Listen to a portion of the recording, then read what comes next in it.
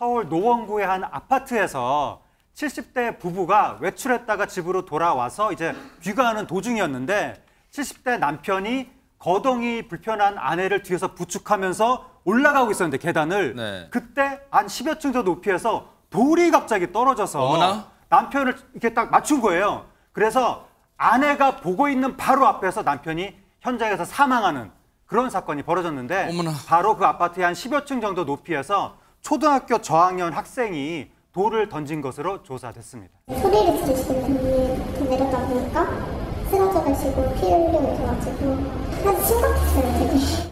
주먹만한 크기의 돌덩이래요. 이 3개가 발견이 됐어요, 현장에서. 어머나? 그러니까 주먹만한 돌덩이 3개가 발견이 됐는데 가해 학생이 던진 돌이요. 아파트 복도에 보면 방화문을 열어놓으려고 받쳐놓은 돌 있잖아요. 아, 그런 거 있어요, 네. 그 돌이에요, 그 돌. 어머! 그 돌을 가져다가 던졌는데 이게 하나에 1kg이에요, 1kg. 어머나, 어머나. 근데 이게 위에서 10층에서 떨어뜨렸거든요. 10층에서 떨어뜨리면 가중이 돼가지고요. 2.7톤의 압력이 가해진대요. 2.7톤이요? 예. 그러니까 하늘로부터 2.7톤의 압력을 받으신 거예요. 세상에. 이런 피해를 이거를 이렇게 철딱서니가 없어 이렇게 철딱서니가 없는지 모르겠습니다. 가해 학생은 경찰 조사에서 별 생각 없이 장난으로 돌을 던졌다고 답했답니다.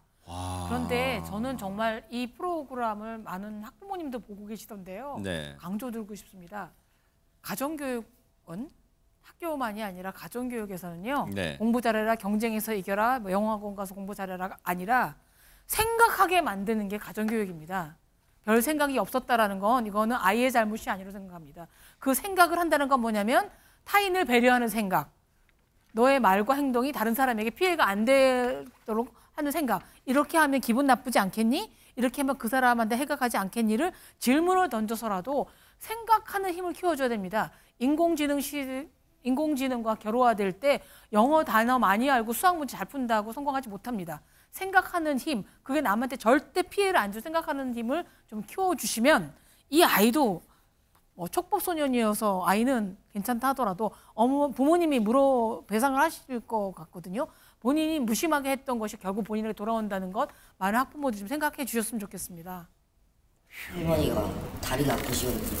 둘이 사시는데 할아버지가 집안일도 많이 하시고 할아버지가 할머니 넘어지실까봐 뒤에서 주시다가 되게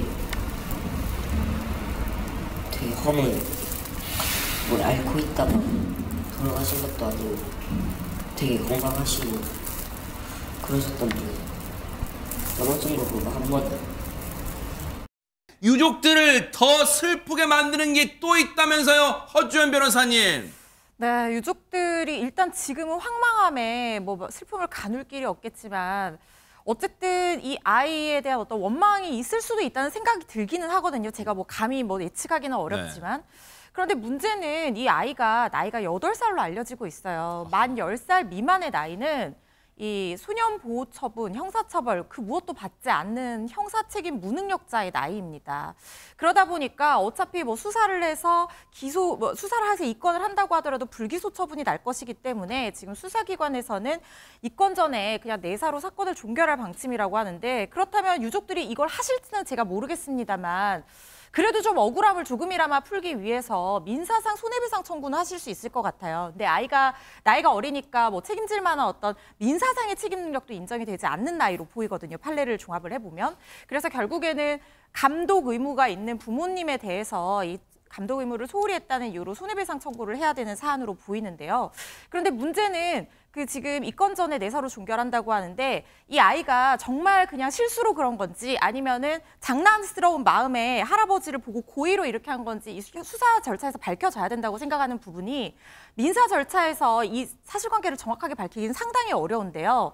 고의로 그랬는지 과실로 그랬는지 겨냥을 했는지 안 했는지 이런 거에 따라서 민사상 손해배상 책임의 범위 자체가 굉장히 달라질 수 있습니다. 그래서 이 부분은 수사기관에서 내사를 한다고 하더라도 좀 철저하게 사실관계를 밝혀주셨으면 하는 생각이 들고요.